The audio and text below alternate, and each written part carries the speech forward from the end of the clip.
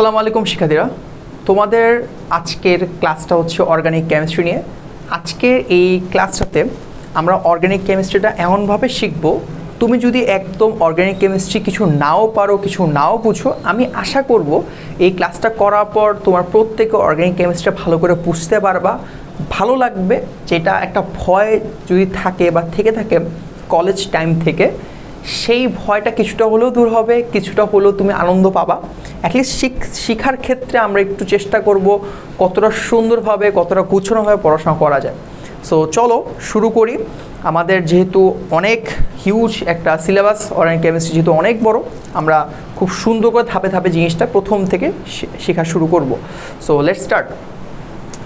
Organic chemistry ফার্স্টে আমাদের একটু ধারণা দরকার যে কোথা থেকে কী হয়েছে, কীভাবে আসছে।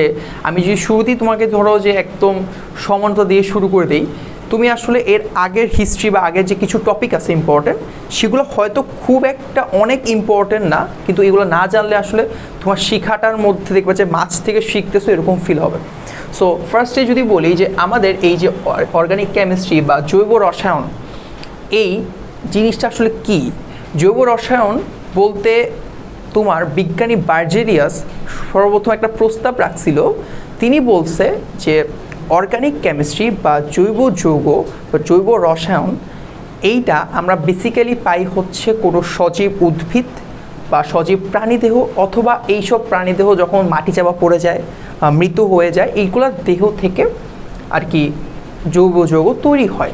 মানে মেইন কথা হচ্ছে তুমি একটা ইনঅর্গ্যানিক কম্পাউন্ড থেকে বা তুমি নিজে থেকে এটা তৈরি করতে পারবা না, এটা হলো বলছে। সো বিজ্ঞানী ফ্রেডরিক ওহলার সর্বপ্রথম তোমার হচ্ছে হলো ইনঅর্গ্যানিক কম্পাউন্ড দিয়ে থেকে সে ইজিলি জৈব যৌগ তৈরি করছে।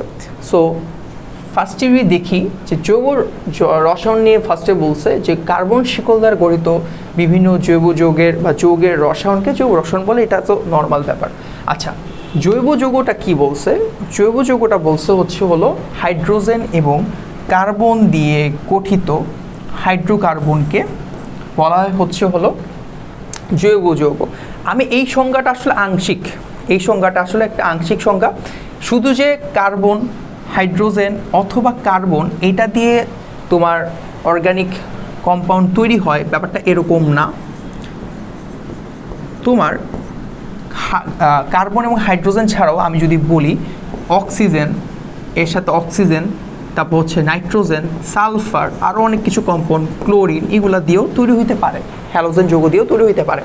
যেমন আমি তোমাকে একটা এক্সাম্পল যদি দিই, ধরো কার্বন দিয়ে, কার্বন হাইড্রোজেন দিয়ে তৈরি করা কম্পাউন্ড যদি বলি, সেটা ধরো একটা অ্যালকেন বললাম, ধরো বিউটেন, C4H10, এটা একটা বিউটেন, ঠিক আছে, এটা একটা জৈব যৌগ। এছাড়াও আমি যদি একটা অ্যারোমেটিক কম্পাউন্ড আঁকি এরকম,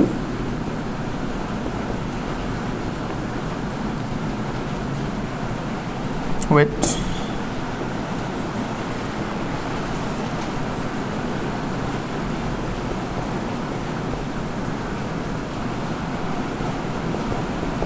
এটা একটা অর্গানিক কম্পাউন্ড, এটা হচ্ছে পিরিডিন। মানে এখানে শুধু যে কার্বন হাইড্রোজেন আছে ব্যাপারটা তা না, এখানে নাইট্রোজেনও আছে। অর্থাৎ মেইন কথা হচ্ছে কার্বনের সাথে তুমি যদি হাইড্রোজেন এবং এছাড়া যদি ক্লোরিন অথবা হ্যালোজেন যুক্ত কম্পাউন্ড, অথবা হ্যালোজেন অথবা তুমি সালফার, নাইট্রোজেন, অক্সিজেন দিয়েও তৈরি করতে পারো, এইগুলো অর্গানিক কম্পাউন্ড হবে, ঠিক আছে। যেমন একটা এক্সাম্পল আছে, আমি যদি বলি যে হাইড্রোজেন ছাড়াও অর্গানিক কম্পাউন্ড তৈরি হয়, সেটা হচ্ছে CCl4, কার্বন টেট্রাক্লোরাইড, এইটা একটা অর্গানিক কম্পাউন্ড এবং এইটাতে আসলে কোনো হাইড্রোজেন নেই। সো আমি এই জন্য বললাম যে এই সংজ্ঞাটা আসলে আংশিক, ঠিক আছে, সম্পূর্ণভাবে না, জাস্ট তোমাদের সহজ করে বোঝানোর জন্য বলছে যে হাইড্রোজেন এবং কার্বন দিয়ে গঠিত যে হাইড্রোকার্বন, তা দিয়ে তাদেরকে আমরা কি বলতেছি, বা জৈব যৌগ বা অর্গানিক কম্পাউন্ড বলতেছি। ওকে, আচ্ছা, সংজ্ঞায় গেল। এখন কথা হইতেছে যেটা একটু আগে বললাম যে ফ্রেডরিক ওহলার কথা বললাম, যে উনি একটা ইনঅর্গানিক কম্পাউন্ড থেকে কীভাবে একটা অর্গানিক কম্পাউন্ড তৈরি করছে সেটা আমরা জানবো। সে অ্যামোনিয়াম ক্লোরাইড আছে না, অ্যামোনিয়াম ক্লোরাইডকে লেড সায়ানাইডের সাথে বিক্রিয়া করছিল। বিক্রিয়া করে সে পাইছে হচ্ছে অ্যামোনিয়াম সায়ানাইড। ওকে, অ্যামোনিয়াম সায়ানাইড পাইছে। এই অ্যামোনিয়াম সায়ানাইডটা সে রেখে দিছিল রেখে দিছে। এখন এই রেখে দেওয়ার ফলে কিছুক্ষণ পর দেখা গেছে এই অ্যামোনিয়াম সায়ানাইডটাই পুনর্বিন্যাস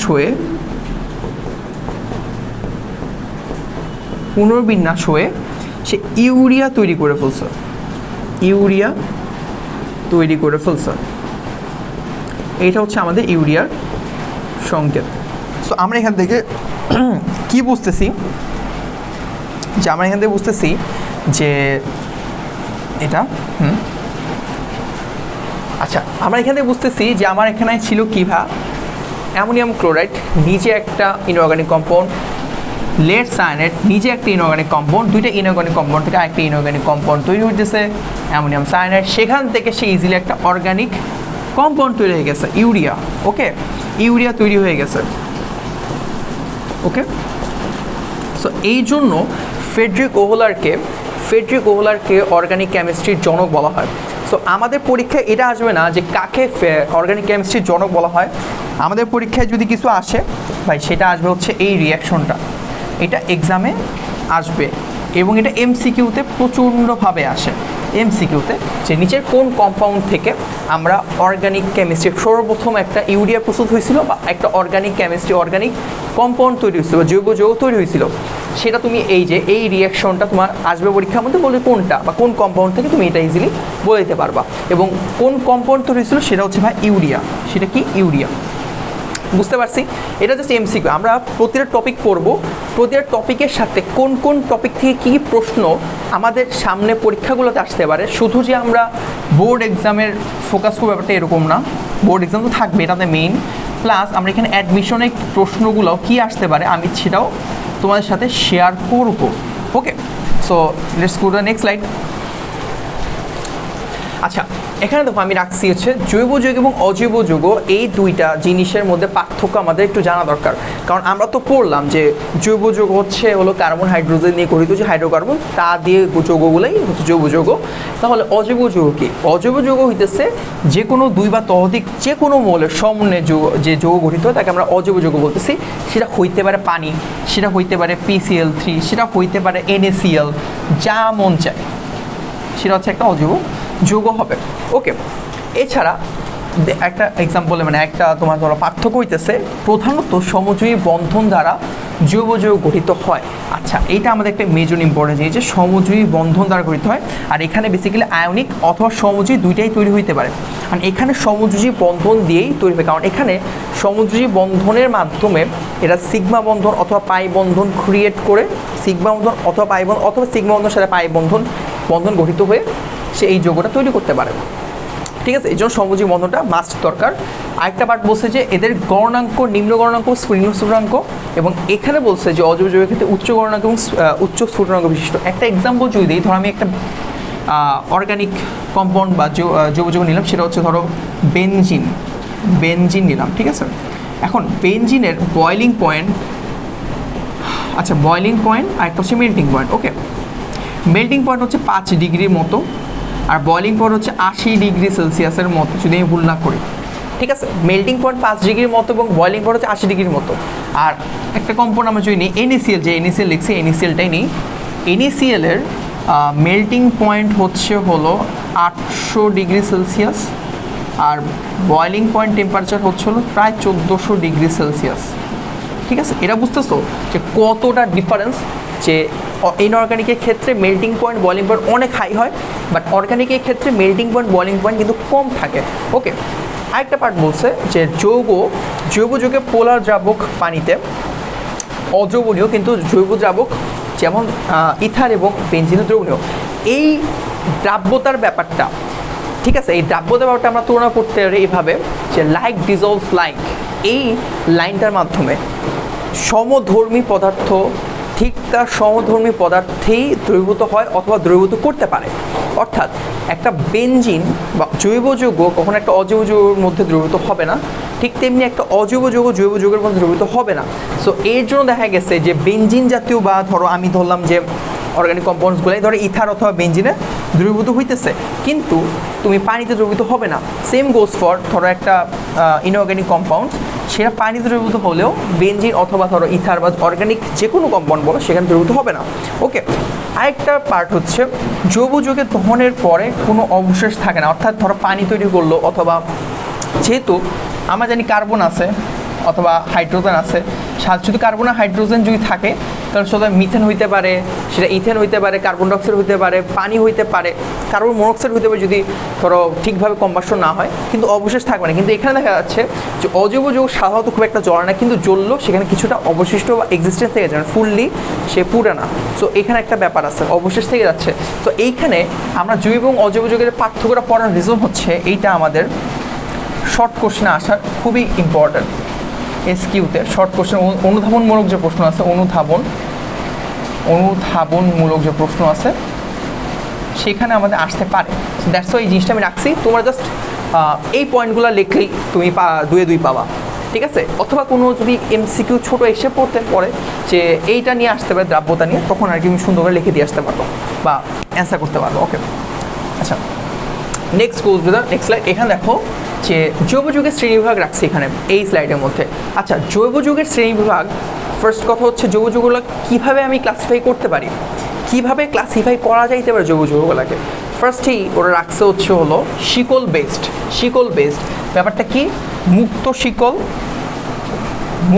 শিকল, আরেকটা হচ্ছে হলো বদ্ধ শিকল, বা বলয়াকার জৈব যৌগ। আচ্ছা, মুক্ত শিকল জৈব যৌগ বলতে কি বোঝায়? মুক্ত শিকল বলতে বোঝাইতেছে হলো আমার চেইনটা ওপেন, আমি যে স্ট্রাকচার তৈরি করব সেই স্ট্রাকচারটার সাথে কোনো কিছুর সাথে সে ধরো আটকানো না, বা এটা এরকম হবে না যে 1 নাম্বার যে কার্বনটা আছে 4 নাম্বার কার্বনটা আবার 1 নাম্বার কার্বনের সাথে যুক্ত, এরকম সিচুয়েশন হবে না, ঠিক আছে? এক্সাম্পল দিলে বুঝতে পারবা। সাপোজ ধরো আমি দিলাম যে কার্বন, 4টা কার্বন নিলাম, 4টা কার্বন নিয়ে একটা যৌগ তৈরি করবো। এইটা এখন আমরা 19 অলরেডি অর্গানিক কেমিস্ট্রি পাঠ্যক্রম পড়ে আসছে, সো এটা জানি এটা একটা বিউটেন আছে, এটা হলো বিউটেন। এটা মেইন কাহিনী হচ্ছে বিউট বলা হয় আর কি, মেইন নামটা হচ্ছে বিউট বলা, যেহেতু 4 কার্বন বিশিষ্ট। আচ্ছা ওকে, এখন এইখানে দেখো এই কার্বনে আমরা জানি যে আরও প্রত্যেক কার্বনে 4টা করে হাত আছে, সো এখানে আরও তার হলো ধরো 3টা করে হাত আমাদের পাকতে হবে। এই যে এটা 2টা হাত এগুলো 3টা হাত করে আছে। এখন এখানে আমি হাইড্রোজেন ধরো বসাই দিলাম, আমি আর কিচ্ছু বসালাম না, শুধু হাইড্রোজেন বসাইলাম। ঝামেলাটা কোথায় বলো তো? কোনো ঝামেলা নেই, হাইড্রোজেন বসাইছি। এখন যেহেতু এইখানে এই কার্বনটাও ওপেন সাইড, ইচ্ছা করলে এখানে আমি হাইড্রোজেন রিপ্লেস করে আর কিছু বসাইতে পারবো, বা এই কার্বনটা এখানে এটার সাথে কোনোভাবেই যুক্ত নয়, এই জন্য এটাকে আমরা বলছি মুক্ত শিকল, ঠিক আছে? এই জন্য এটাকে বলছি মুক্ত শিকল জৈব যৌগ। এই জন্য ধরো এটা হলো মুক্ত শিকল জৈব যৌগ, বা এটাকে আমি ধরো এটা হলো বিউটেন বলতে পারি, বিউটেন, নাম হচ্ছে বিউটেন।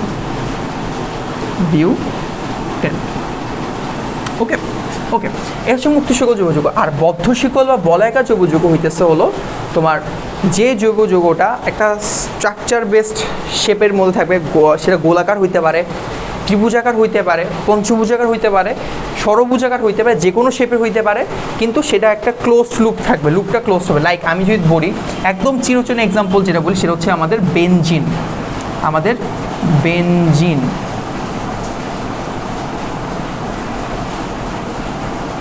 ঠিক আছে? বেনজিন, বাকি সবগুলোতে একটা করে হাইড্রোজেন আছে, ঠিক আছে, তাই না? বেনজিন, এইটা একটা ক্লোজ লুপ। এখানে কার্বনগুলো দেখো, একটা কার্বন যুক্ত, এবং এই যে 1 নাম্বার কার্বন ঠিকই 6 নাম্বার কার্বনের সাথে যুক্ত আছে। এইটা হচ্ছে আমার ক্লোজ লুপ বলতেছি। আর ক্লোজ লুপ শুধু বেনজিনও হবে না ভাই, বেনজিনও হবে না, এটা ধরো পঞ্চভুজ আকার হইতে পারে, লাইক এরকম হইতে পারে, চতুর্ভুজ আকার হইতে পারে, ত্রিভুজ আকার হইতে পারে, ঠিক আছে, হইতে পারে, কিন্তু 2টা দিয়ে পসিবল না, ঠিক আছে? তারপর ধরো যে 7টা কার্বন দিয়ে হইতে পারে, 8টা কার্বন দিয়ে হইতে পারে, কোনো সমস্যা নেই, হবে। তারপর বুঝলাম কি বদ্ধ শিকল কোনটা, মুক্ত শিকল কোনটা। ওকে, দেন গো নেক্সট স্লাইড। আচ্ছা, এরপর আসো সম্পৃক্ত জৈব যৌগ। সম্পৃক্ত জৈব যৌগ বলতে বোঝায় হলো যাদের মাত্র একটা বন্ধনে, একটা একক বন্ধন, যেখানে যাদের 2টা কার্বন একটা একক বন্ধনে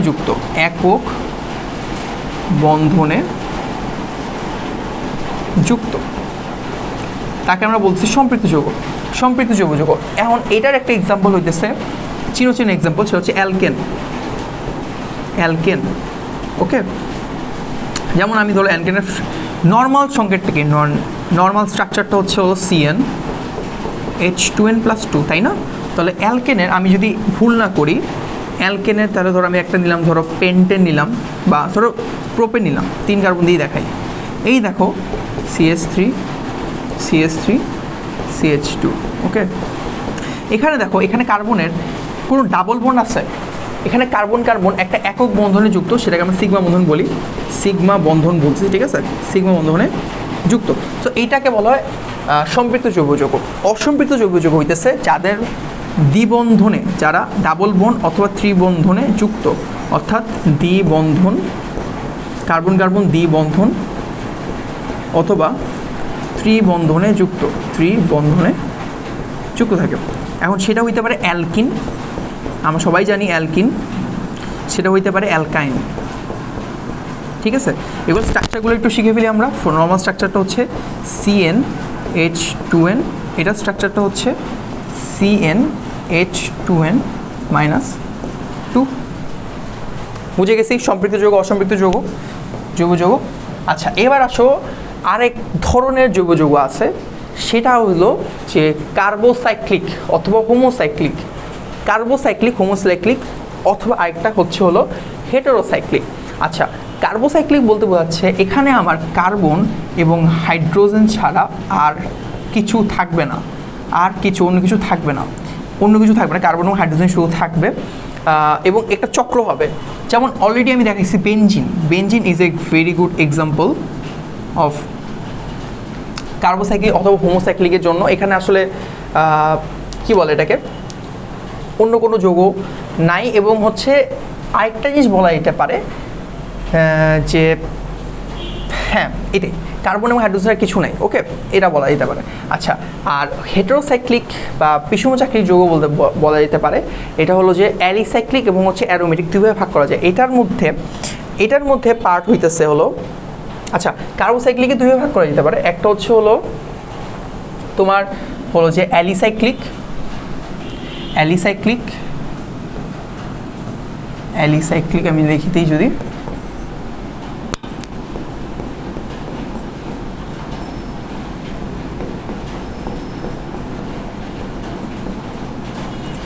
হলো যে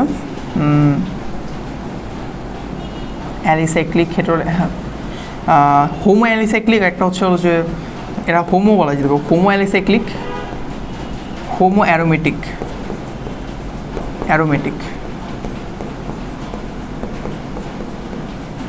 এখন এটা বলার রিজন হইতেছে যে অ্যারোমেটিকের মধ্যে শুধু যে কার্বন হাইড্রোজেন থাকে এরকম না, অ্যারোমেটিকের মধ্যে কার্বন হাইড্রোজেন ছাড়াও অন্যান্য যৌগ দিয়েও অ্যারোমেটিক যৌগ তৈরি হয়। এখন হোমো অ্যারোমেটিক বা সাইক্লিক বা হোমো অ্যালিসাইক্লিক বলতে বোঝাচ্ছে এই অ্যালিসাইক্লিকের মধ্যে কোনো ডাবল বন্ড থাকবে না, মানে তোমার 4n+2 সংখ্যক কোনো পাই বন্ড থাকবে না কোনো। আচ্ছা, একটু ক্লিয়ার করে লিখে তুমি বুঝতে পারবা তোমরা, 2 সংখ্যক পাই ইলেকট্রন থাকবে না, থাকবে না। আচ্ছা, এই জিনিসটা আমরা পড়বো হচ্ছে অ্যারোমেটিকের ক্ষেত্রে। অ্যারোমেটিকের একটা মেইন ক্যারেক্টারিস্টিক হচ্ছে হলো তাদের মধ্যে 4n+2 সংখ্যক পাই ইলেকট্রন এক্সিস্ট করে। পাই ইলেকট্রন বলতে হচ্ছে পাই বন্ধনগুলো চাই না, পাই বন্ধনগুলো ধরি যে এরকম আছে CH2 double bond CH2 double bond CH2, ঠিক আছে। এই যে এদের মধ্যে যে পাই বন্ধনটা আছে, ঠিক আছে, এই পাই বন্ধন, একটা পাই বন্ধন যেহেতু আছে তার মানে দুইটা ইলেকট্রন, পাই ইলেকট্রন আছে, এটা এক্সিস্ট করছে, সেটা বোঝাচ্ছে এদের মধ্যে 4n+2 সংখ্যক পাই ইলেকট্রন থাকবে না, ওকে। পাই ইলেকট্রন থাকবে, বাট সেটা 4n+2 সংখ্যক কোনো স্ট্রাকচার বেসড হবে না, ওকে, এটা মনে থাকবে। এখন এটা একটা স্ট্রাকচার হইতে পারে, ধরো এই যে এরকম অ্যালিসাইক্লিক একটা হইতে পারে, যেমন আমি ধরলাম যে এরকম শেপ হইতে পারে, কার্বন কার্বন, ঠিক আছে, এরকম হইতে পারে, অথবা কার্বন কার্বন এরকম শেপ হইতে পারে। আমি হাইড্রোজেন অ্যাড করতেছি না, বা এদের এখানে হাত আছে, ধরো দুইটা হাত ফাঁকা হাইড্রোজেন তুমি দিতে পারো, কোনো সমস্যা নেই, কোনো সমস্যা নেই। এটা হচ্ছে হলো আমরা কি বুঝলাম যে কার্বোসাইক্লিক অথবা হোমোসাইক্লিক ব্যাপারে গেল। এবার আসো হেটেরোসাইক্লিক বা বিষমচাক্রিক যৌগ। এইটার ভাগ হচ্ছে হলো, একটা হচ্ছে হলো যে হেটারো অ্যালিসাইক্লিক বলা যায়, হেটারো অ্যালিসাইক্লিক,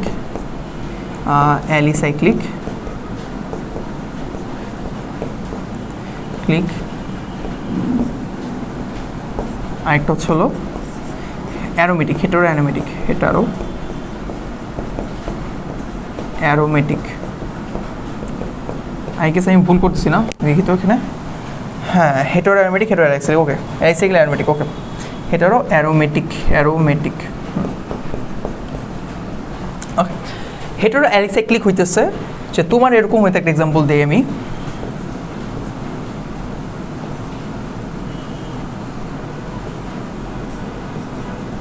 স্ট্রাকচার তৈরি করছে, ওকে। আচ্ছা, এরকম না দিয়ে এরকম হইতে পারে। আচ্ছা,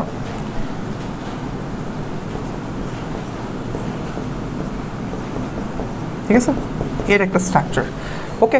আরেকটা হইতে পারে যে তোমার হেটারো অ্যারোমেটিকের মধ্যে তোমার হচ্ছে শুধু অ্যারোমেটিক থাকবে না, মানে অ্যারোমেটিক কম্পাউন্ড যেগুলো ছিল, যে অ্যারোমেটিক আছে, অ্যারোমেটিকটা বোঝানোর সময় আমি অ্যারোমেটিকটা একটু বুঝাই নিই, তাহলে তোমাদের জন্য বুঝতে সুবিধা হবে।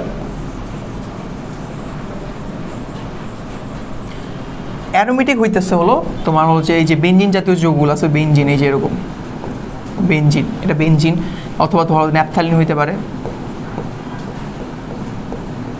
ন্যাপথালিন হতে, অথবা অ্যানথ্রাসিন হইতে পারে।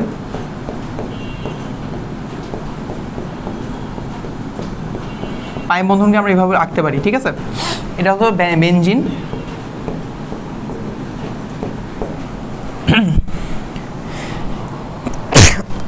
তৈলাম, ন্যাপথালিন, অ্যানথ্রাসিন। এখানে প্রত্যেকটা কমন ব্যাপারটা হইতেছে, এখানে যে স্ট্রাকচারটা আমি আঁকলাম, এখানে প্রত্যেকটার মধ্যেই শুধু কার্বন এবং হাইড্রোজেন ছাড়া আর কিছু নাই, কার্বন হাইড্রোজেন কিছু নাই, এটা হচ্ছে হোমো অ্যারোমেটিক। এখন হেটারো অ্যারোমেটিকটা বোঝাইতেছে যে তোমার কার্বন ছাড়াও এখানে অবশ্যই অন্য একটা যৌগ থাকতে পারে, তখন সেটা তাকে বলা হয় হেটারো অ্যারোমেটিক বলা যায়, ঠিক আছে। তেমন ধরো এই কারণ, এই যে এটার নাম হচ্ছে পিরিডিন, পিরিডিন, পিরিডিন, ওকে। এছাড়া আরও একটা এক্সাম্পল আমি যদি দেখাই দিই এটার সাথে, একটু ভালো করে বুঝবা। থায়োফিন, থায়োফিনটা দেখাই,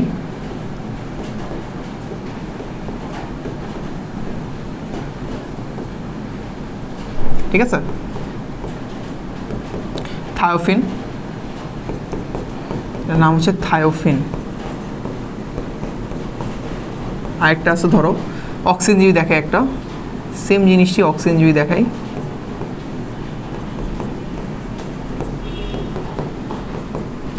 এর নাম হচ্ছে হলো ফিউরান, ফিউরান। আমাদের, আমি কেন এগুলো নাম সহ পড়াইতেছি, ঠিক আছে, নাম সহ পড়ানোর রিজন হচ্ছে এগুলা পরীক্ষায় নাম সহ এসে পড়ে এমসিকিউতে, অ্যাডমিশনে, অ্যাডমিশন এসে পড়ছে। আমাদের বইয়ের মধ্যে অ্যারোমেটিক যতগুলো যৌগ আছে, অ্যাটলিস্ট শুরুর দিকে এক্সাম্পলের মধ্যে ধরো এই যে ফিউরান, থায়োফিন, অক্সিজেন সহ যেটা আছে, নাইট্রোজেন, পিরিডিন আছে, এই প্রত্যেকটা যৌগ না আমরা একটু অ্যাটলিস্ট কষ্ট করে চিত্র এঁকে পড়ে ফেলবো। আচ্ছা, স্ট্রাকচারগুলো একটু আঁকি। হ্যাঁ, এইবার পারফেক্ট হচ্ছে, এই যে এই মুক্ত যৌগ ইলেকট্রন আছে, ঠিক আছে, যেমন এখানে দিছিলাম। এগুলোকে বলা হয় হচ্ছে হেটারো অ্যারোমেটিক যৌগ। আর শুধু কার্বন এবং হাইড্রোজেন দিয়ে যে অ্যারোমেটিক যৌগ তৈরি করে সেটাকে বলা হচ্ছে হলো যে হোমো অ্যারোমেটিক যৌগ। সো এই হচ্ছে আমাদের মোটামুটি ধরো যে সাইক্লিক যৌগগুলোর এক্সাম্পলগুলো দেখলাম, ওকে। এখানে জাস্ট ওই ছকটা আমি দিলাম, এই যে দেখো ছকটা দিলাম যে মুক্ত শিকল থেকে কী তৈরি হচ্ছে আমি তো দেখাইছি। মুক্ত শিকল থেকে ধর আমি কালো দিয়ে দেখাই, কালো দিয়ে দেখাই, আচ্ছা কালো রেড দিয়ে দেখাই। মুক্ত শিকল অথবা অ্যালিফিটিক যৌগ, বদ্ধযৌগ বলয়াকার যেটা বলে, সম্পৃক্ত যৌগ যেটা বলা হয়, ঠিক আছে, স্যাচুরেটেড, আনস্যাচুরেটেড। তারপর তো কার্বোসাইক্লিক মধ্যে অ্যালিসাইক্লিক অ্যারোমেটিক, হেটারোসাইক্লিক মধ্যে হেটারো অ্যালিসাইক্লিক, হেটারো অ্যারোমেটিক এক্সাম্পলসগুলোও দেওয়া আছে। সাইক্লোপ্রোপেন, যদি অ্যালিসাইক্লিক যেগুলোকে বলা হচ্ছে সাইক্লো অ্যাড করে দেবো, নামে শুধু সাইক্লো অ্যাড করবো, সাইক্লো, ঠিক আছে। ধরো 4টা কার্বন আছে, 4টা কার্বনের জন্য তৈরি করলাম, এরকম একটা তৈরি করলাম যৌগ, এটাকে আমি কী বলবো জানো, এটাকে বলবো সাইক্লোবিউটেন বলবো, ওকে। আমার বেনজিন যেটা আছে, বেনজিন অ্যারোমেটিক যৌগ, হেটারো অ্যারোমেটিক অ্যালিসাইক্লিক আছে, যেমন এদের হচ্ছে ইথিলিন অক্সাইড, যে এক্সাম্পল দেখাইলাম ইথিলিন অক্সাইড, এই যে একটা থায়োফিন আছে। সো এই হচ্ছে মোটামুটি আমাদের যৌগ যৌগের একটা বেসিক ক্লাসিফিকেশনস আমরা দেখলাম, সামনে আরও দেখবো, বাট এইটুক জানা থাকলে মোটামুটি আমাদের ধরো যে সুবিধা হলো, ওকে। এবার আসো নামকরণ শিখবো আমরা, ভাই নামকরণ শিখবো। নামকরণের খুব ইম্পর্টেন্ট জিনিসগুলোই শেখাবো। তো ইচ্ছা করলে নামকরণ নিয়ে আমরা 2 ঘন্টা ক্লাসও করে ফেলতে পারতাম বা করতে পারি যদি আমরা তখন আর কি ফার্স্ট ইয়ার থাকতাম একদম শুরুর দিকে। বাট এখন যেহেতু সময় আমাদের হাতে কম, সো আমাদের নামকরণ জাস্ট ইম্পর্টেন্ট জিনিসগুলো শিখে শেষ করব। নামকরণ 2 ভাবে ভাগ করা যেতে পারে। একটা হচ্ছে হলো সাধারণ, আরেকটা হচ্ছে হলো ইউপেক নাম পদ্ধতি, ইউপেক নাম পদ্ধতি। ঠিক আছে, সাধারণ নামকরণ পদ্ধতি 3 ভাগে মোটামুটি 3টা শিখবো আমরা। একটা হচ্ছে হলো এন, একটা হচ্ছে হলো আইসো, একটা বলে নিও, আরেকটা টার্ট, সরি আরেকটা আছে টার্ট। আচ্ছা নিওকেই তো টার্ট বলে, ওকে যাই হোক টার্ট। যাই হোক, এখন এনের ব্যাপারটা হইতেছে তখন তোমার কার্বন শিকড়টা একদম স্ট্রেট চেইন হবে, তখন তাকে বলবো আমরা এন। ধরো এখানে 4টা কার্বন আছে না, আমি জাস্ট কার্বন আঁকছি, আমি হাইড্রোজেন আঁকছি না, হাইড্রোজেন এখানে এমনি বসানো যায়। ধরো এখানে 3টা হাত ফাঁকা, 3টা, এখানে ধরো 2টা, এখানে, ঠিক আছে, এটার নাম হবে হলো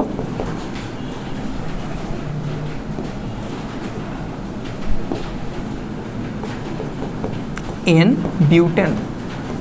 এটা কিন্তু আমাদের প্রসিদ্ধ নামকরণ পদ্ধতি না, এটা জাস্ট নর্মাল একটা নাম, এন বিউটেন, সাধারণ পদ্ধতি, জাস্ট নর্মালি যদি বলা যেতে পারে। আইসোটা কখনো জানো, আইসোটা হয় তখনই যখন আমি জিনিসটা এরকম হবে যে কার্বন, 3টা কার্বন একসাথে ত্রিভুজ আকারের মধ্যে থাকে, লাইক এরকম কার্বন আছে, এইখানে ধরো একটা কার্বন আমি CH3 মূলক অ্যালকাইল মূলক অ্যাড করে দিলাম, মিথাইল মূলক অ্যাড করে দিলাম। এই যে এদের মধ্যে একটা ট্রায়াঙ্গুলার শেপ তৈরি হইলো, এটাকে আমরা আইসো বলতেছি। এখন আইসো তো এটা বোঝানোর জন্য বললাম, আইসো বেসিক্যালি যখন সেকেন্ড কার্বনে যখন কোনো একটা অ্যালকাইল মূলক যুক্ত হয়, সেকেন্ড কার্বনে যখন একটা অ্যালকাইল মূলক যুক্ত হবে, তখন তাকে আমরা বলবো আইসো। তাহলে এটার নামকরণ অ্যাকচুয়ালি কী হইতেছে, 5টা কার্বন না, তাহলে এটাকে বলবো আইসোপেন্টেন,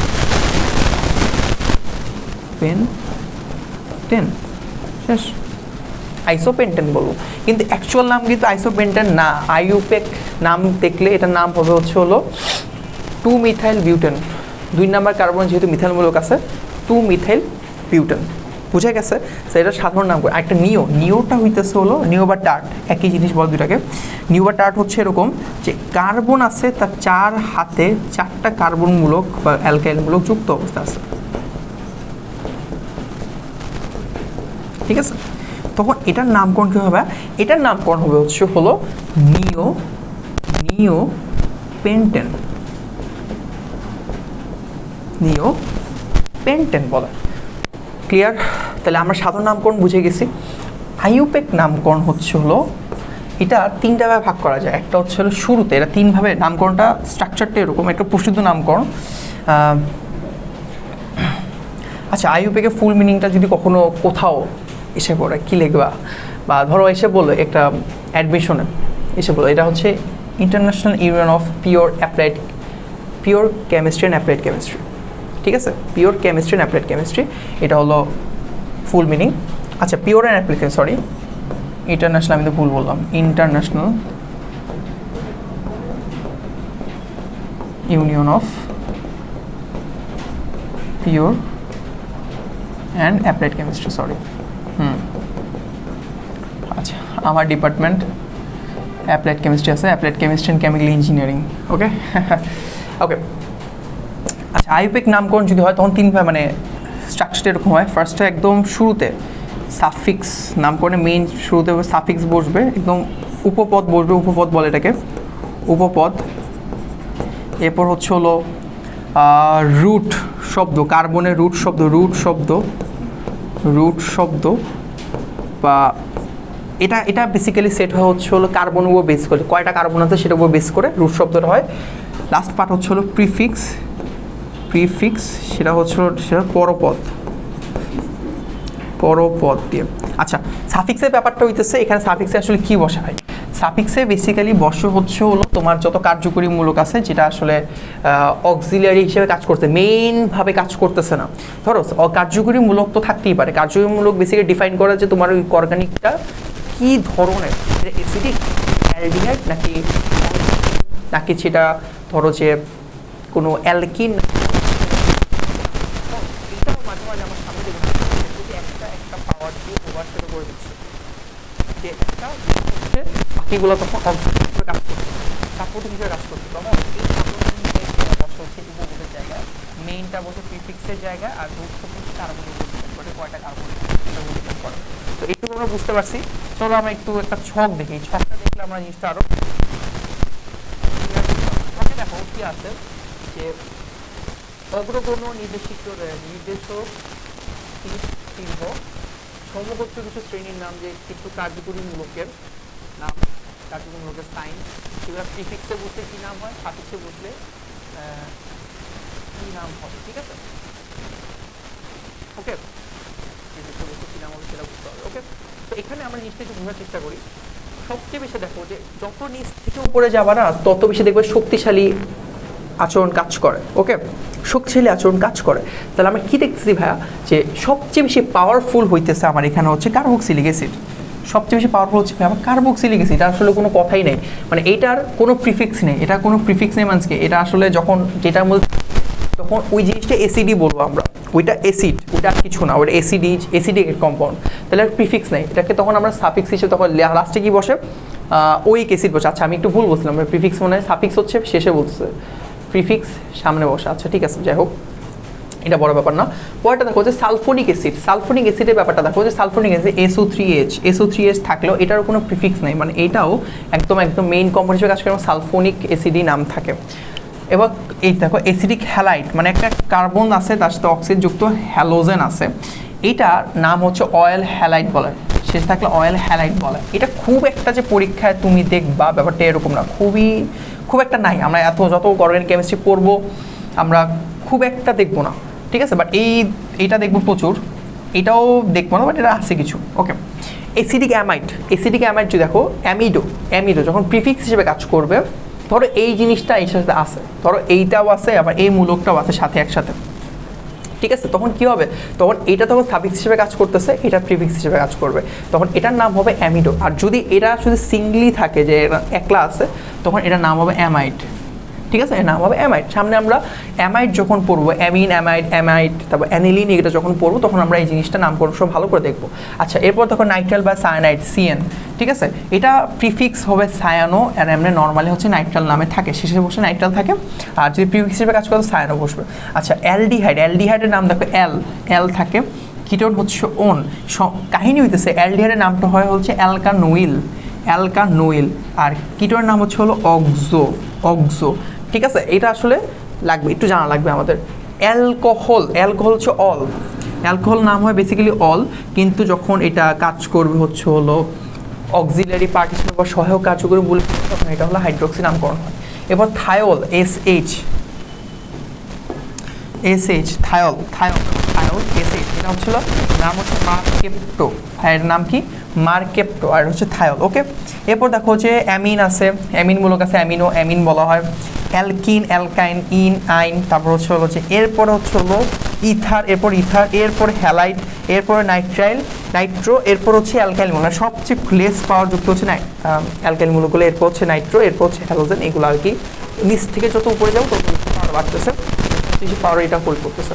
সো এটা আমরা বুঝতে পারলাম। সো চলো নামকরণের ক্ষেত্রে আমরা জাস্ট কিছু বেসিক এক্সাম্পলগুলো দেখি, তাহলে আমরা জিনিসটা বুঝতে পারবো, একদম নামকরণ শেষ হয়ে যাবে। সাপোজ ধরো আমার কাছে কার্বন আছে, স্ট্রাকচার দিলাম,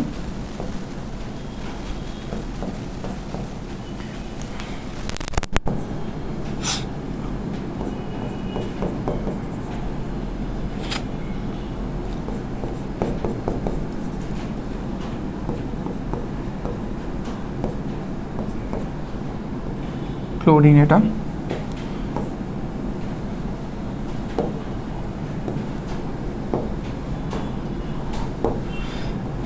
ক্লোরিন, এটা কি হতে পারে,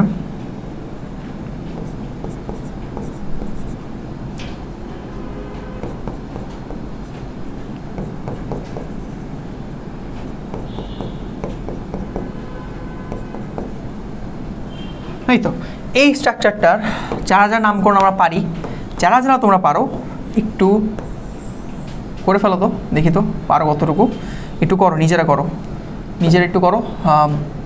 দেখি ভাইরা একটু জানি, বা তোমার যেখানেই দেখো তুমি কমেন্টে জানাও যে নামকরণটা কী হচ্ছে, একটু পজ করে দেখো, করো। আর আমি একটু তোমাদের বুঝাই ততক্ষণে যে তোমার নিজেরা করছো তখন।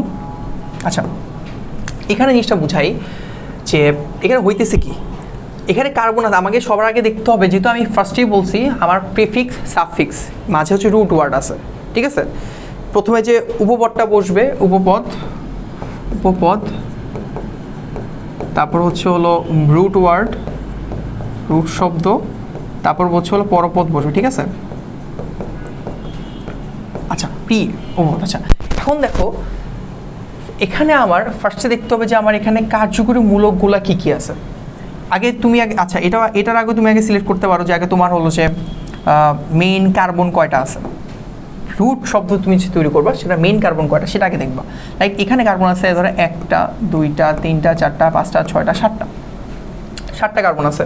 ওকে, এখন তোমার কাউন্ট করার সিস্টেম হইতেছে তোমাকে সবসময় দেখতে হবে সবচেয়ে লম্বা চেন, যেদিক দিয়ে কাউন্ট করে তুমি সবচেয়ে লম্বা চেন পাবা, সবচেয়ে লং চেন পাবা। এখন এটা সোজা হইলেও হইতে পারে, এটা ধরো যে উপর থেকে কাউন্ট করতেছো অন্য একটা কার্বন থেকে, সেখান থেকেও হইতে পারে। লাইক আমি যদি এখান থেকে কাউন্ট করি 1 2 3 4 5 6 7, এখান থেকেও 7টা কার্বন হইতেছে, এখান থেকেও 7টা হচ্ছে, এখান থেকেও 7টা হচ্ছে, সমস্যা নেই। এখন হইতে পারে দুই সাইডে হইতে পারে। আমি ধরো এরকম যদি হইতো যে এখান থেকে কাউন্ট করে 8টা কার্বন হয়ে গেল, তখন অবশ্যই আমাকে এখান থেকে কাউন্ট করে যাইতে হইতো। ওকে, তুমি এখান থেকে কাউন্ট করতে পারছো, এখান থেকে কাউন্ট করলে কী হবে 1 2 3 4 5 বা 1 2 3 1 2 3 4 5 এরকম হইতে পারে। তুমি এখান থেকে কাউন্ট করলে 1 2 3 4 5, এখানে ছোটো হচ্ছে, মানে এদিক দিয়ে কাউন্ট করা আমার হবে না। তারপর ধরো তুমি এখান থেকে কাউন্ট করলে ছোটো হবে, তার মানে বোঝাচ্ছে তুমি এইভাবে কাউন্ট করতে পারো, এভাবেও কাউন্ট করতে পারো, এটা কোনো সমস্যা না। এখন কত হচ্ছে ভাই আমি কোন দিক দিয়ে কাউন্ট করবো, এখন এইখানে ব্যাপারটা হইতেছে আমাকে বুঝতে হবে যে কোনখান থেকে আমরা কাউন্ট করবো সেটা আমাদের বুঝতে হবে। আমরা কাউন্ট করবো সেখান থেকে যেখান থেকে আমার কার্যকরী মূলকগুলা যে সবচেয়ে ছোট সংখ্যায় পাবো। লাইক আমি যদি এখান থেকে ধরো কাউন্ট করলাম, তাহলে এখানে কাউন্ট হবে 1 2 3 4 5 6 7। আমি ধর এইভাবে কাউন্ট করছি, এইভাবে কাউন্ট করলে আমি দেখতেছি আমার 2 নাম্বার আছে অ্যালকাইল। আমার কার্যকরী মূলকগুলো সেটা যদি একটু আইডেন্টিফাই করে দিই, তাই তোমাদের বুঝতে সুবিধা হবে যে অ্যাকচুয়ালি কার্যকরী মূলক কোনগুলো। তো আইডেন্টিফাই করে দিই আমি, ওয়েট, এইটা একটা কার্যকরী মূলক, এইটা একটা কার্যকরী মূলক, এইটা এরকম 5টা কার্যকরী মূলক আছে আমার কাছে। সো 5টা কার্যকরী মূলক যেহেতু আছে আমি একটু আলাদা করে লিখে দিই। তাহলে কী কী আছে ভাই, এখানে আমি জাস্ট লিখে দিই আলাদা করে। CH3 মূলক একটা CH3 মূলক, একটা ক্লোরিন, একটা ব্রোমিন, একটা নাইট্রো, তাই তো নাইট্রো মূলক আছে। এই হচ্ছে কাহিনী। এখন আমি যদি এখান থেকে কাউন্ট করি, আমার এই CH3 মূলকটা আছে 2 নম্বরে, তারপরে পরে CH3 আসছে 4 নম্বরে, পরের ক্লোরিন আছে 5 নম্বরে, ব্রোমিন আসতেছে হলো 6 নম্বরে, আর এদিক দিয়ে নাইট্রো আসতেছে 6 নম্বর। তার টোটাল যোগফল কত হইতেছে আমাকে দেখতে হবে যে কোন দিক দিয়ে কাউন্ট করলে আমার কার্যকরী মূলকগুলার অ্যাকচুয়াল সামেশনটা ছোট হয়, সেদিক দিয়ে আমি কাউন্ট করা, মানে সেদিক দিয়ে আমি নামকরণটা শুরু কাউন্ট করে নামকরণটা করবো। তাহলে কত হচ্ছে 6 আর 5 11, 11 আর 6 17 আর 6 23 হচ্ছে। সো এটা 23 পাইছে। এখন আমি যদি এখান থেকে কাউন্ট করি, উল্টা এদিক দিয়ে কাউন্ট করি 1 2 3 4 5 6 7, তাহলে কী হচ্ছে ভাই, তাহলে আমি দেখতেছি যে আমার ব্রোমিন, মানে আমি দেখতেছি আমার ব্রোমিন এবং নাইট্রো আছে 2 নম্বরে, 2 + 2। আমার মিথাইল মূলক একটা আসতেছে হচ্ছে 4 নম্বরে, আর একটা 6 নম্বরে আসতেছে, তাই না। ক্লোরিন আসছে 3 নম্বরে, একটা ক্লোরিন আসছে 3 নম্বরে, ব্রোমিন 2টা, ব্রোমিন এবং নাইট্রো আছে 2 নম্বরে, ক্লোরিন আসছে 3 নম্বরে, মিথাইল মূলক 4 নম্বরে এবং এখানে 4 নম্বরে। তাহলে টোটাল আসতেছে 4 3 7 7 4 11, 11 6 17। ওকে, এখানে 17 পাইতেছে। ওকে, নেক্সট আমি একটা কাজ করি, এই যে আমি এখান থেকে কাউন্ট করে দেখি এবার একটু, আমি একটু এখান থেকে কাউন্ট করে দেখি। আমি যদি এখান থেকে কাউন্ট করছিলাম 1 2 3 4 5 6 7, তাহলে এখান থেকে কাউন্ট করলে আমার তখন কার্যকরী মূলক কোনটা হইতেছে ভাইয়া, তখন এইটা একটা কার্যকরী মূলক হয়ে যাচ্ছে, তখন এইটা একটা কার্যকরী মূলক হয়ে যাচ্ছে, তখন এটা শিকড়, শাখা শিকড় হয়ে যাচ্ছে। তাহলে এখান থেকে কাউন্ট করলে হচ্ছে এরকম, দেখো যে কার্যকরী হিসাবটা এই কার্যকরী 2 নম্বরে একটা আছে, 2 নম্বরে আছে, তারপর আছে হচ্ছে হলো 4 নম্বরে আছে, 4 নম্বর আছে, 5 নম্বর আছে, আর 6 নম্বর আছে, ঠিক আছে 6 নম্বর। তাহলে কত হচ্ছে এখানে 12 5 17, 17 4 হচ্ছে হলো 21 23, এখানেও 23, তার মানে এই যে 23 এবং 23 পাইছে, এই দুইটা সেম। তার মানে আমার এটা নিয়ে আমি কাজ করতে হবে না। আমি কাউন্ট করছিলাম কোন দিক দিয়ে ভাইয়া, এই যে দিক দিয়ে এখান থেকে কাউন্ট করে কী পেয়েছিল 3 2 2 4 6, তার মানে এইটা আমি এভাবে কাউন্ট করতাম। নামকরণটা একটু দেখি এবার। তাহলে আমাদের মোটামুটি বোঝা শেষ। আমরা কোন দিক দিয়ে কাউন্ট করবো, মানে একটু বড় একটা দিয়ে শিখাই দিচ্ছি যে তুমি কিভাবে কাউন্টটা করবা। তাহলে আসলে ছোট ছোট করে অনেকগুলো করাচ্ছে, একটা দিয়ে করলেই বেটার। কাউন্ট হবে এরকম যে যেহেতু আমার 7টা কার্বন, এবার দেখো আচ্ছা এটা তো কাউন্ট বুঝলাম যে কাউন্ট কোন দিক দিয়ে করবো। এবার আমাকে দেখতে হবে যে অ্যালফাবেটিক্যালি কোনটা আগে। যেমন এটা অ্যালফাবেটিক্যালি মিথাইলমূলক না, তো এটা মিথাইলের এম আগে আসছে, এটাও মিথাইলমূলক এম, এটা ক্লোরিনের সি, এটা হচ্ছে ব্রোমিনের বি, এটা হচ্ছে নাইট্রোর এন। অ্যালফাবেটিক্যালি অবশ্যই সবার আগে বি আসে, তার মানে আমি সবার আগে ব্রোমিনটা বসাবো। ব্রোমিন আছে 2 নম্বর, কারণ হচ্ছে 2 ব্রোমো, ঠিক আছে, 2 ব্রোমো। এবং এরপর আসে সি, ক্লোরিন আছে 3 নম্বরে, 3 ক্লোরো। মনে রাখবা কার্যকরী মূলকের যখন এইভাবে এই প্রিফিক্সগুলো বসাবা তখন এই যে 2 লেখছো, 2 এর পর একটা হাইফেন, তারপর সেই কার্যকরী মূলকের নাম, এরপরে একটা হাইফেন, তারপর একটা সংখ্যা, আবার হাইফেন, আবার এরকমভাবে হবে, ঠিক আছে। এটা গেল। ক্লোরিনের পরে কী আছে ভাই? ক্লোরিনের পর এম হচ্ছে মিথাইলমূলক কয়টা আছে ভাই? মিথাইলমূলক 2টা আছে। কত নাম্বারে আছে? 6 নাম্বার আছে, 4 নাম্বার আছে, এখানে লিখবো 4, 6 ডাইমিথাইল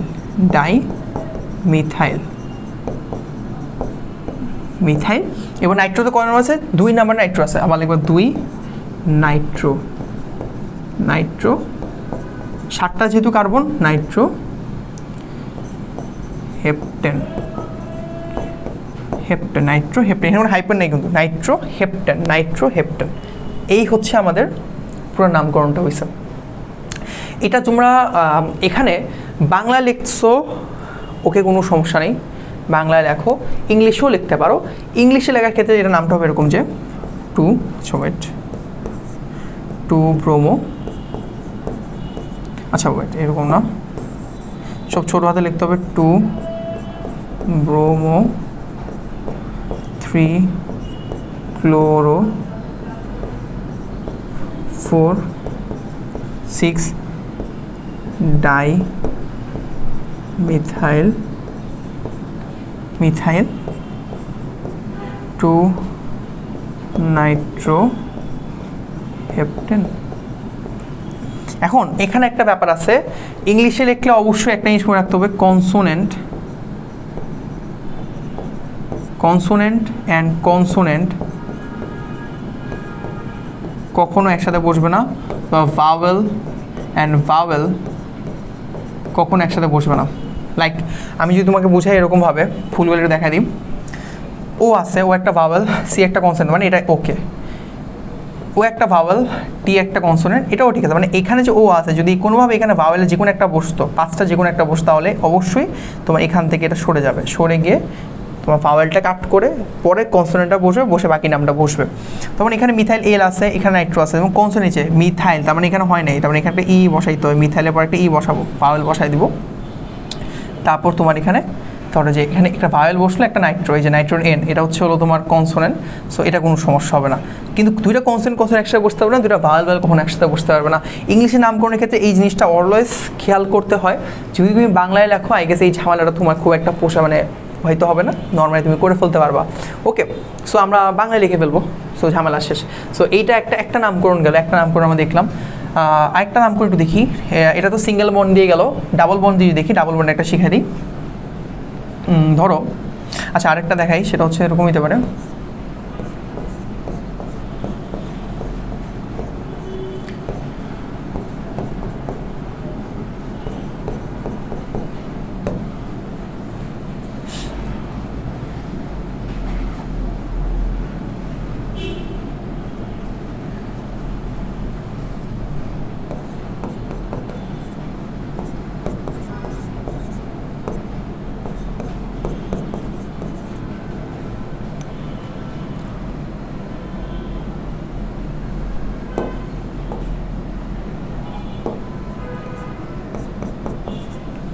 ডাবল বন্ড দিয়ে লিখলাম। সেম, যেহেতু আমি দেখতেছি ভাই এখানে মেইন হলো আমার এই যে বস, সে কার্বক্সিলিক অ্যাসিডের কার্যকরী মূলক বসে আছে, সো আমি এখান থেকে কাউন্ট করবো 1 2 3 4 5 6। ওকে, 6টা কার্বন আছে, তার মানে এটা হেক্স বলবো আমরা। এখন 6টা কার্যকরী মূলক কোনগুলো? OH আছে, CH3 আছে, নাইট্রো আছে, ব্রোমিন আছে, একটা হচ্ছে ইন আছে, ঠিক আছে, ডাবল বন্ড আছে। ওকে, এখন ডাবল বন্ড আছে, এখন এখানে হাইড্রো এটা কি বলে, হাইড্রোক্সি বলে এটাকে হাইড্রোক্সি বলে। বলছিলাম না যে যখন এটা মেইন হিসেবে কাজ করবে না তখন এটার নাম হবে হাইড্রোক্সি। তার মানে এইচ, এখানে হচ্ছে মিথাইলের এম, এখানে হচ্ছে নাইট্রোর এন, ব্রোমিনের বি। অবশ্যই আগে ব্রোমিন আসবে, তার নামকরণ শুরু হবে। কত নাম্বার ব্রোমিন আছে দেখি তো, ব্রোমিন আছে 5 নাম্বারে, 5 ব্রোমো, 5 ব্রোমো। এরপর হচ্ছে হলো ABCD EF G H, H আসে, তার মানে 2 হাইড্রোক্সি।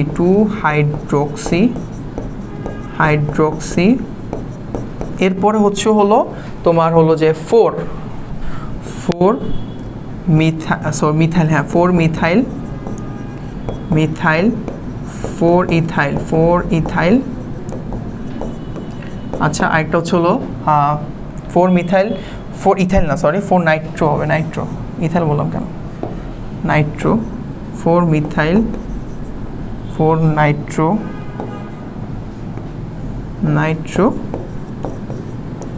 হেক্স। আচ্ছা, এবং ডাবল বন্ড আছে কয় নাম্বারে, 5 নাম্বার কার্বনের সাথে ডাবল বন্ড আছে না, 5 নাম্বার কার্বন। তাহলে লিখবো যে 5 ইন, আচ্ছা হেক্স, আচ্ছা এভাবে লেখে না, 5 ইন এভাবে লিখবো না আমরা লিখবো এভাবে যে নাইট্রো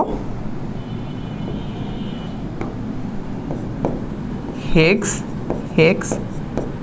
5 ইন, ঠিক আছে। ইনটা সবার শেষে বসতেছে, ইনটা গিয়ে সবার শেষে বসতেছে। 5 না ওয়েট, হয় নাই এবার বসে না। এখানে তো আমি ভুলেই গেছিলাম যে এখানে কার্বক্সিলিক অ্যাসিড ছিল, আমি যে কার্বক্সিলিক অ্যাসিড নাই, নাইট্রো 5 ইন, আচ্ছা hexanoic acid, okay. 5 ene, 4 nitro, 5 bromo, 2 hydroxy, 4 methyl, 4 nitro, 5 ene hexanoic acid বা হেক্স 1 উইক অ্যাসিড। তুমি এটাও বলতে পারো যে হেক্স 1 উইক অ্যাসিড, এটাও বলতে পারো, কোনো সমস্যা নেই, ঠিক আছে। আমরা বুঝতে পারছি জিনিসটা কোথায় কোনো ঝামেলা নিচ্ছে, কোনো ঝামেলা নেই, আই গেস তো বুঝতে পারছো। জাস্ট এইভাবে সিম্পলি তুমি করে ফেলতে পারো। এখন নামকরণ একটু থাকাটাই বেটা, আমি মোটামুটি চেষ্টা করি সব কিছুই বুঝা দেওয়া যে কীভাবে কী বসবে। এখন তুমি যদি তোমার নামকরণের জন্য বই থেকে কয়েকটা জাস্ট প্র্যাকটিস করলেই হবে।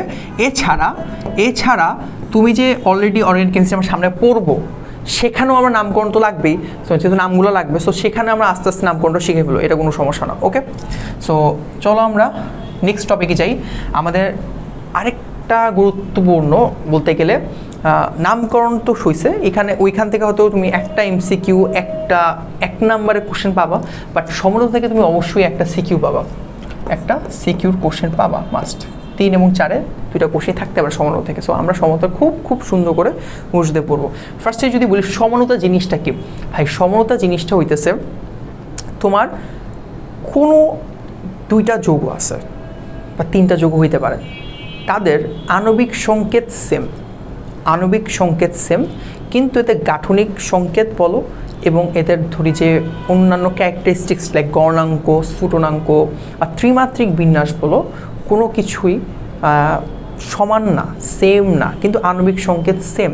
এবং বাকি যে গাঠনিক সংকেত বলতেছি, স্ট্রাকচারাল যে কনফিগারেশন বা গণনাঙ্ক, স্ফুটনাঙ্ক, সাথে হচ্ছে হলো ধরো যে ত্রিমাত্রিক বিন্যাসে এদের অনেক পার্থক্য লক্ষ্য করা যায়। তখন এই 2টা যৌগকে একে অপরের সমাণু বলা হয়।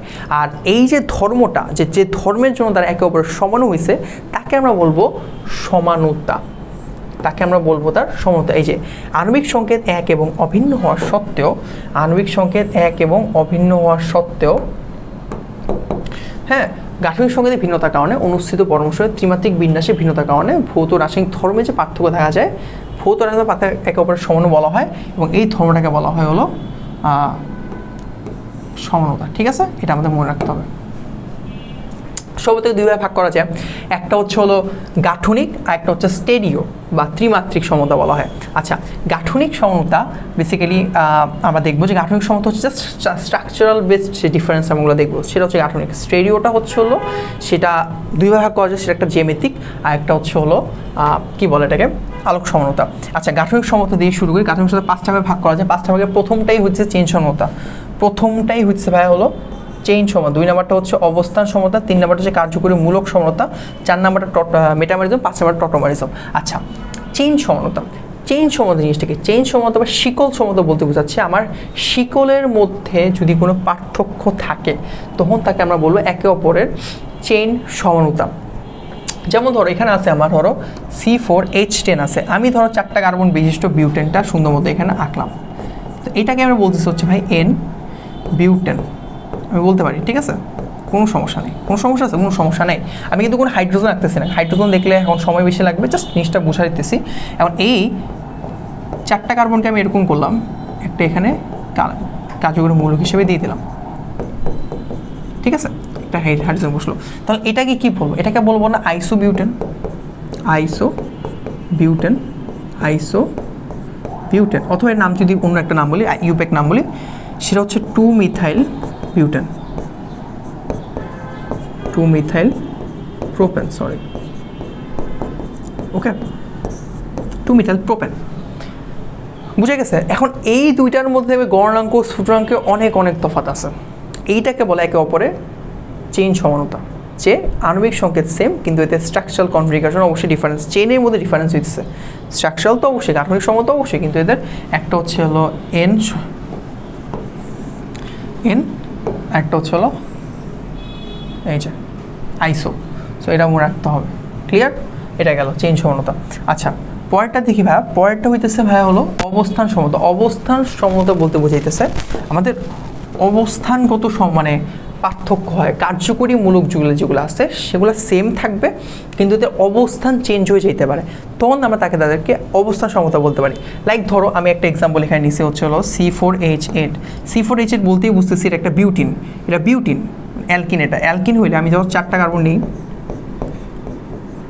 অ্যালকিন মিশে একটা ডাবল বন্ড আছে, ডাবল বন্ড দিলাম। এখন এটা একটা, এটা আরেকটা সমনত হইতেছে এরকম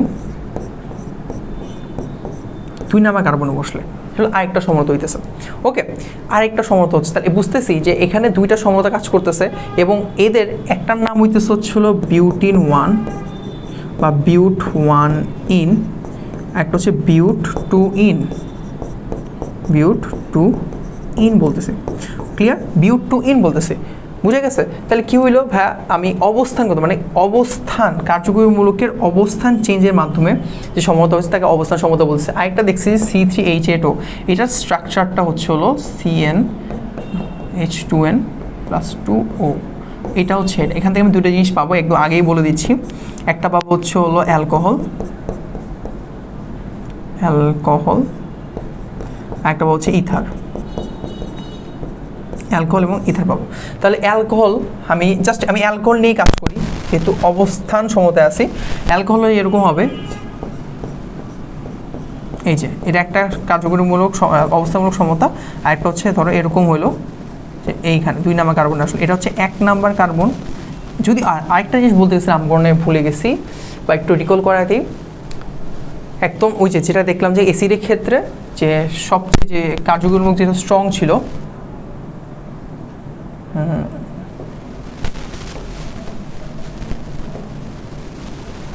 হ্যাঁ এখানে, আচ্ছা এই যে ছিল স্ট্রং যে কার্যকরী মূলকটা থাকবে সেখান থেকে কার্বন নাম্বার কাউন্ট করা শুরু হবে, এটা জাস্ট মনে করার জন্য এখানে বলছি।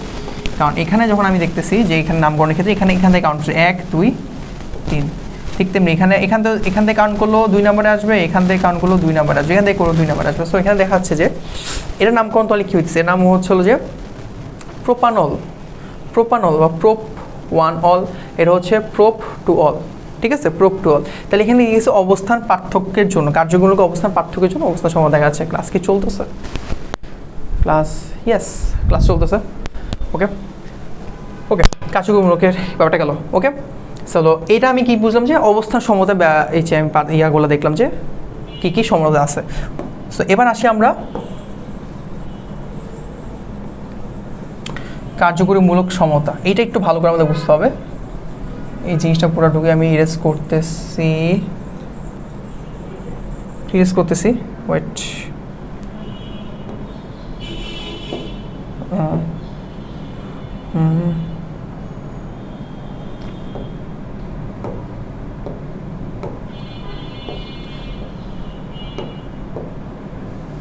ওকে, কার্যকরীমূলক সমতা হইতেছে তোমার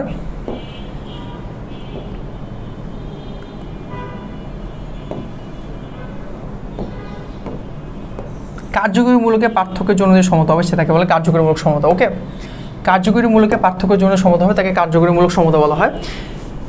কার্যকরীমূলক পার্থক্য মিন্স একই আণবিক সংকেত আছে বাট ডিফারেন্ট কার্যকরীমূলক শো করবে, ডিফারেন্ট কার্যকরীমূলক শো করেছে কার্যকরীমূলক সমতা দেখায়। লাইক এই যে একটা এক্সাম্পল রাখছি C3H8O, তাই না? এটা হচ্ছে স্ট্রাকচার একটু দেখাইলাম CnH2n + 2O। আরেকটা আছে, এটা থেকে কী কী পাই আমরা? এখানে পাই হচ্ছে অ্যালকোহল এবং ইথার পাবো, এটা মনে রাখবো আমরা। এরকম স্ট্রাকচার থাকলেই আমরা কী পাবো ভাই? অ্যালকোহল আর ইথার, আর কিছু পাবো না। আরেকটা স্ট্রাকচার যদি এরকম যে CnH2n ও, এখান থেকে পাবো হচ্ছে হলো অ্যালডিহাইড অ্যান্ড কিটোন। আরেকটা স্ট্রাকচার হচ্ছে CnH2nO2। এরকম স্ট্রাকচার যদি থাকে নর্মাল স্ট্রাকচার, কমন স্ট্রাকচার, তাকে আমি কী পাবো? অ্যাসিড এবং অ্যাস্টার। ওকে, এখন অ্যালকোহলের ইথার C3H8O যে দেখলাম, C3H8O যে আছে, C3H8O কী পাবো? অ্যালকোহল আর ইথার পাচ্ছি না, তাহলে অ্যালকোহলটা কি? 3টা কার্বন নিয়ে অ্যালকোহল, এই যে অ্যালকোহল, এইটা একটা অ্যালকোহলের সমতা যদি আঁকি এরকম হবে। আর একটা ইথারের যদি সমতা আঁকি, এই যে ইথারের সমতা, ঠিক আছে?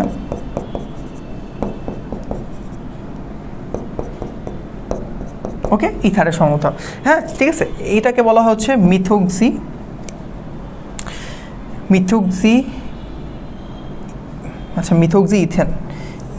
ইথেন বলা হয়, অক্সি বলা হয়, মিথোক্সি ইথেন। ওকে, এটা নাম জানি। আচ্ছা, এই গেল C3H8।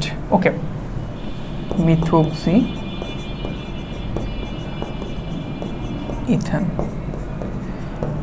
মানে ইথার মূলকটা হচ্ছে এটাকে বলে ইথার মূলক বলে, এবং এটার নাম হচ্ছে অক্সি। ওকে, আচ্ছা এবার আসো, যেটা বললাম যে CnH2nO2, এখান থেকে কীভাবে বলছি? CnH2nO2 না, CnH2nO, আগে ওটা শেষ করি তারপর O2টা দেখাচ্ছি। এখান থেকে পাবো হচ্ছে অ্যালডিহাইড আর হচ্ছে হলো কিটোন, ঠিক আছে? কিটোন আর অ্যালডিহাইড এবং কিটোন একদম বেসিক স্ট্রাকচারটা কি? অ্যালডিহাইডের স্ট্রাকচারটা হচ্ছে এরকম না ভাইয়া? না জানলে আমরা শিখে নিই। স্ট্রাকচারটা এরকম, H এরকম, আর কিটোনের কমন কার্যকরী স্ট্রাকচারটা হচ্ছে এরকম, ঠিক আছে? অর্থাৎ এখানে দুইটা আর মূলক বসবে, এখানে একটা আর মূলক বসলে এটা অ্যালডিহাইড, এটা কিটোন হয়ে যাচ্ছে। এখন দেখি CnH2, আমি একটা এক্সাম্পল নিই, C3H6O, তাহলে এটা যদি একটা অ্যালডিহাইড আগে এই যে carbon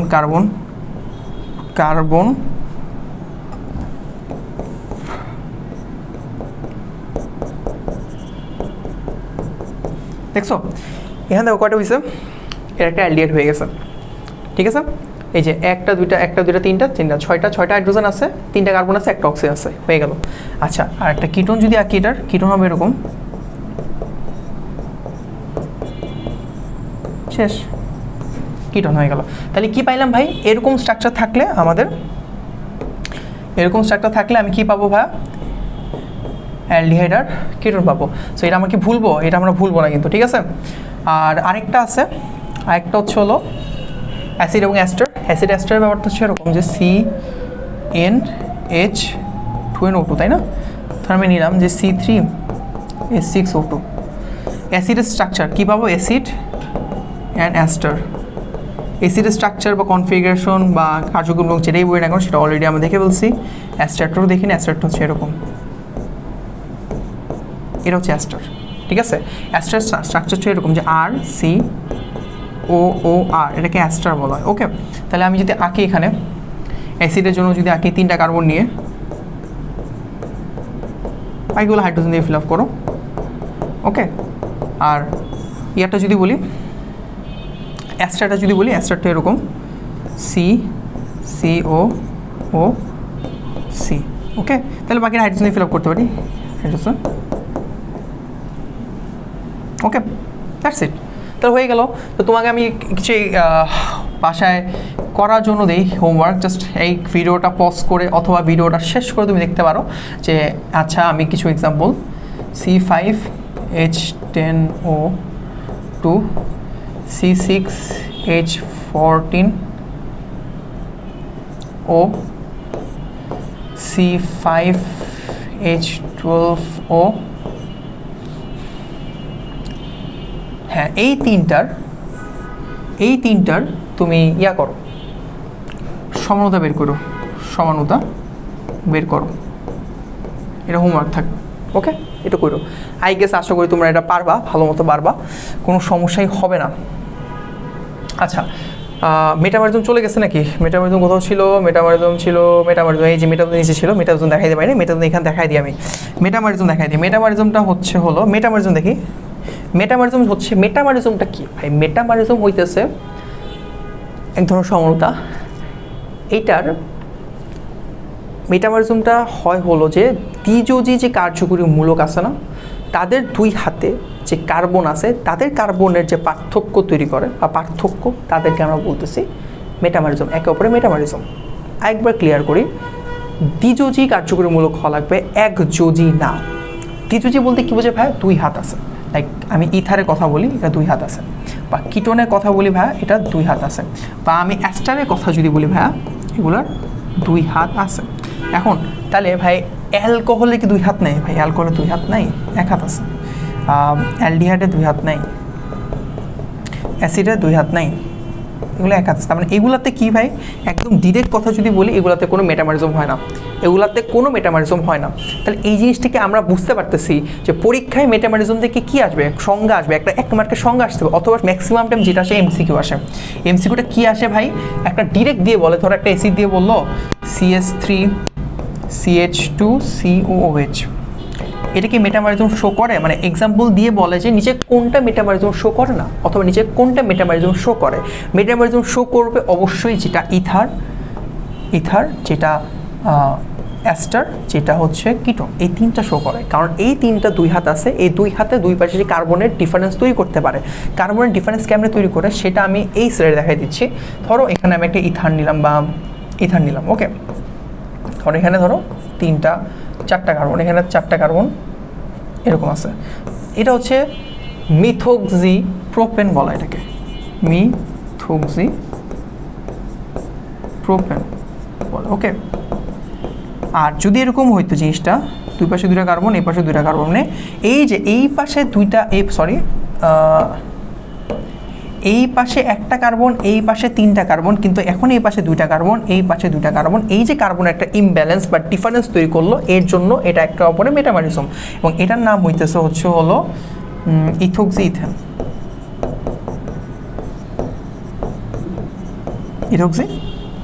ethane, that's it, simple. So আবার ধরো তুমি অ্যালডিহাইড দিয়েও ট্রাই করতে পারো,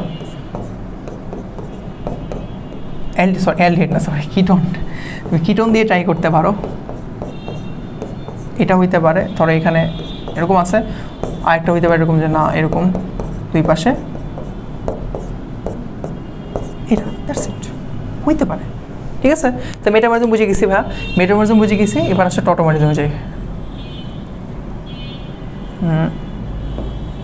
ওকে,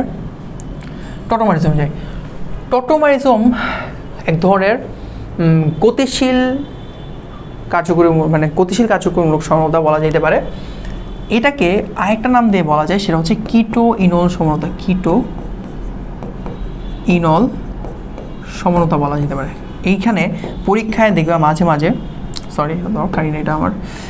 মাঝে পরীক্ষায় একদম ডিরেক্ট দিয়ে বলা যে প্রমাণ করো যে টটোমারিজম, অনুধাবনমূলক প্রশ্নে, যে টটোমারিজম একটা গতিশীল কার্যকরীমূলক সমতা অথবা এটা কিটো ইনল সমতা। কীভাবে এটা কিটো ইনল সমতা হইলো?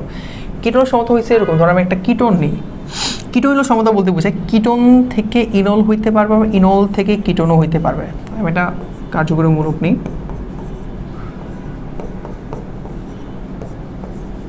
ঠিক আছে, এরকম আছে। এখন এইটা হচ্ছে একটা প্রোপানন, প্রোপানন, প্রোপানন। এখন এখানে ব্যাপারটা এরকম হয় যে এই যে অক্সিজেন, আমরা যে অক্সিজেন একটা তড়িৎ ঋণাত্মকতা এবং একটা কার্বন একটা তড়িৎ মানে কম্পারেটিভলি ডেল্টা পজিটিভ তৈরি করে আর ডেল্টা নেগেটিভ থাকে। এটা ডেল্টা নেগেটিভ থাকার কারণে সে এই যে ইলেকট্রন তার যে বন্ধন যে তৈরি করছে দুইটা ইলেকট্রন দিয়ে, এই ইলেকট্রন সে নিচের দিকে টান দিবে, তার দরকার তা টান দিবে। আর তখন বেসিক্যালি এখানে স্ট্রাকচারটা এরকম থাকে,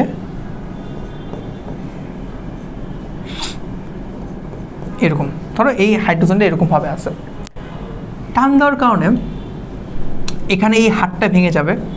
এই হাতটা ভেঙে গেলে তখন স্ট্রাকচারটা এরকম হয়, তখন মাইনাস প্লাস CH2H এরকম হয়। এটা ইন্টারমিডিয়েট অবস্থা দেখাচ্ছি, মধ্যবর্তী অবস্থা দেখাচ্ছি। তখন এই হাইড্রোজেন কী করে সুন্দর মতো তার এই বন্ডে ইলেকট্রনটা এখানে দান করে দিয়ে সে নিজে অক্সিজেনের সাথে যুক্ত হয়ে যায়। তখন তার স্ট্রাকচারটা হয় এরকম CH3OH ডাবল বন্ড CH2। তাহলে এখানে কী হলো, একটা ইন পাইতেছি, একটা অল পাইতেছি না। তাহলে কী পাইতেছি, একটা কিটোন থেকে আমি ইন এবং অল পাইতেছি, আবার ইনল থেকে কিটোন পাইতেছি। মানে এইটা পুরো রিঅ্যাকশন আমি একসাথে এভাবে লিখবো আমরা।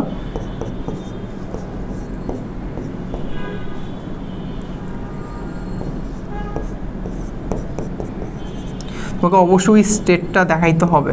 লাইক তুমি যদি স্টেটটা না দেখাও তাহলে তোমাকে স্যার পাবে তুমি স্টেটটা পারো না। ওকে, তবে দেখাইতে হবে যে এখানে চলে যাচ্ছে ডেল্টা নেগেটিভ ডেল্টা পজিটিভ, এটা এখানে এসে পড়ছে এবং এই যে হাইড্রোজেনটা সুন্দর মতো এখানে এসে পড়ছে। তখন সে তৈরি করতেছে হচ্ছে এরকম না, তৈরি করতেছে হলো OH।